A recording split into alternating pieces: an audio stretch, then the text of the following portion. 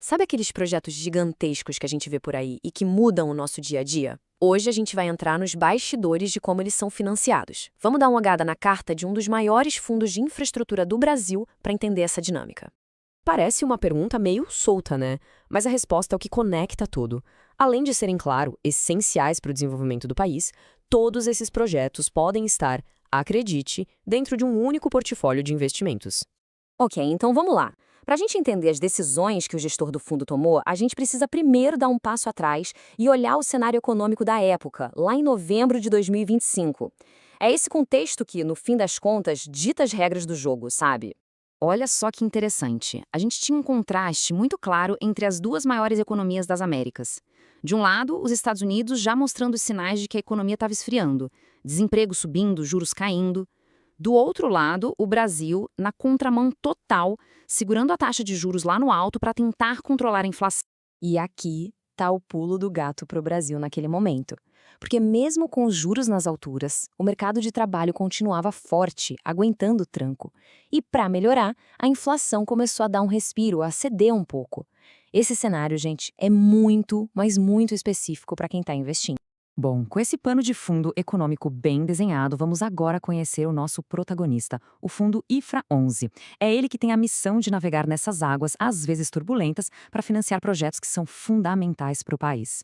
A principal ferramenta que esse fundo usa são as famosas debêntures incentivadas. Para simplificar, é como se fossem empréstimos que grandes empresas pegam para construir coisas, sabe? Estradas, portos, redes de energia.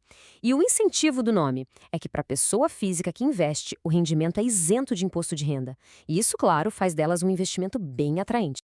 Dá para ver logo de cara que a palavra de ordem aqui é diversificação. O dinheiro não fica todo numa cesta só. A gente vê fatias bem grandes indo para saneamento, ou seja, água e esgoto para a população, e para transmissão de energia, que é o que leva a luz para todo canto. Mas não para por aí. Tem telecomunicações, rodovias, a lista é grande.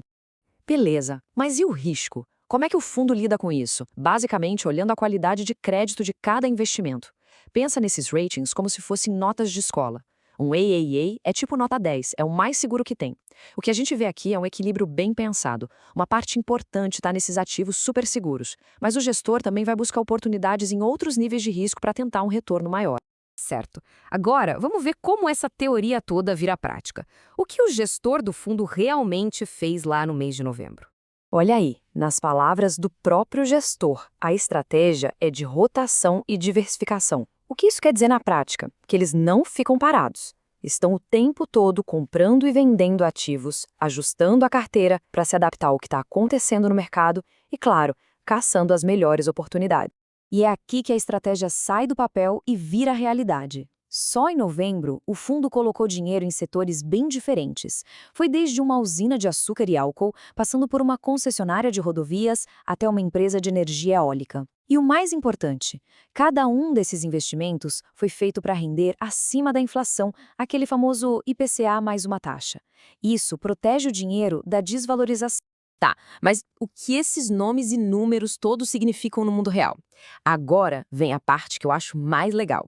Vamos conectar essa sopa de letrinhas do mercado financeiro com os projetos de verdade, aqueles que a gente consegue ver e até usar no dia a dia.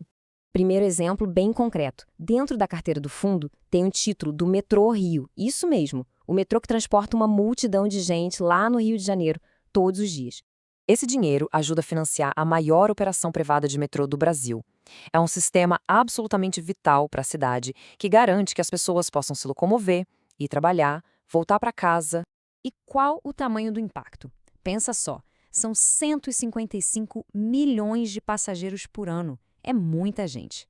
Cada real investido ali se transforma em movimento, em pessoas vivendo suas vidas. É a economia real pulsando. Agora, saindo dos trilhos e indo para um setor totalmente diferente, mas igualmente essencial: saúde.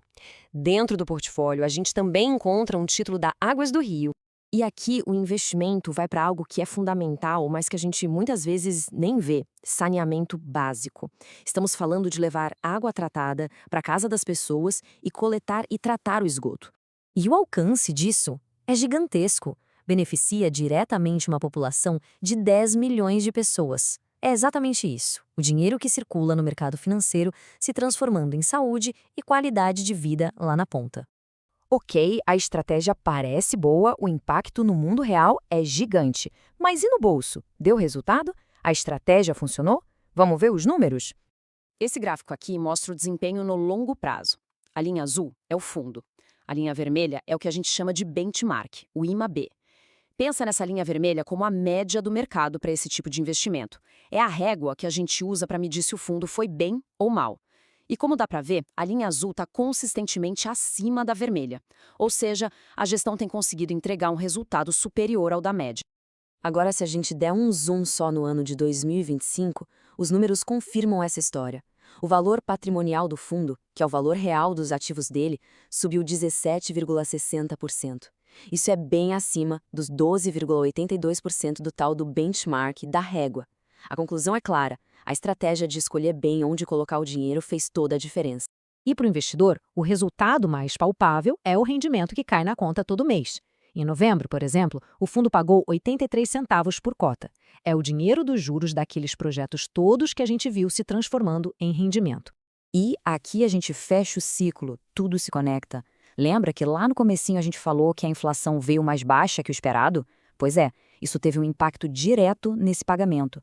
É a prova de como a economia lá fora e o retorno do investimento estão 100% ligados. No fim das contas, essa análise toda nos deixa com uma reflexão.